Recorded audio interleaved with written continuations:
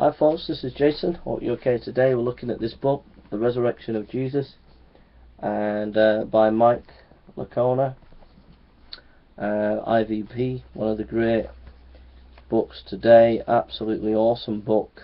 And we've looked at the Gospels, and now we're looking at other historical rabbinic sources. Scholars have given attention to a few rabbinic sources as candidates for tradition about Jesus. However, there is much disagreement over whether the person referred to is actually Jesus of Nazareth.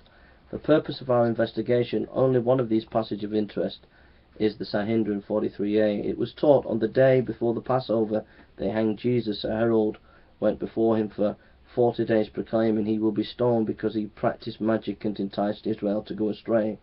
Let anyone who knows anything in this favour come forward and plead for him. But nothing was found in his favour, and they hanged him on the day before the Passover. This passage appears in the Babylonian Talmud, which was produced by Jewish scholars.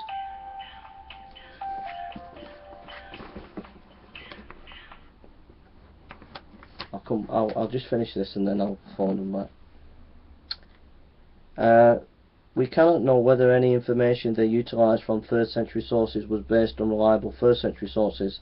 The rabbis typically were not interested in history, and their creative imagination ran free in creative storytelling.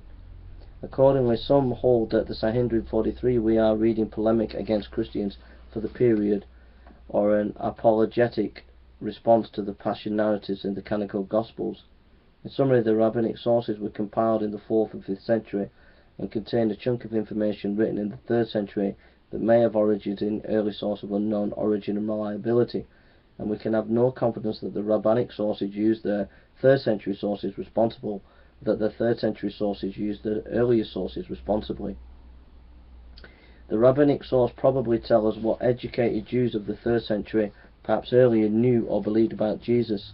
Bart Ehrman summarized the opinions of many when he writes, "In view of the dates of these writings and the compilation of establishing the origins of the tradition, scholars by and large realize that they can no longer, as they once did, simply quote a passage from the Talmud and assume that it reflects conditions in the 1st century of the Common Era, any more than one can quote a modern newspaper editorial and assume that it reflects conditions of colonial America."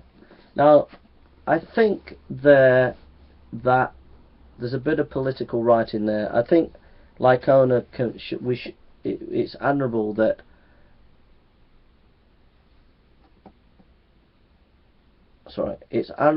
Licona is trying to be as honest as he possibly can.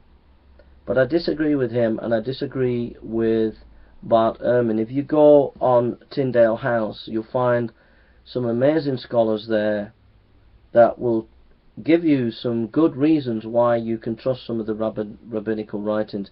And I would say that there is early historical traditions that go back to the 1st century in rabbinical writings and about Jesus, and they are important source material because it shows that there was a polemic against a historical person called Jesus, who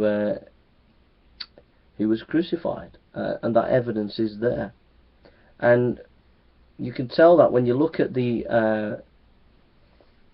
Talmud, you look at other ancient documents, how, for example, in one document, there is an ancient document where it's got some really bad stuff about Jesus in the Talmud, and the Jews, in order to get it certified by the government of the time, rubbed it out. They rubbed it out of the manuscript and covered it over. But we can now look at, with ultraviolet light and other technical ways of getting behind the text, and we can see that it was rubbed out. So we can find that there is this ancient material about Jesus in the Talmud and in other rabbinic literature. So I'm not as skeptical as Licona there, or as Bart Ehrman.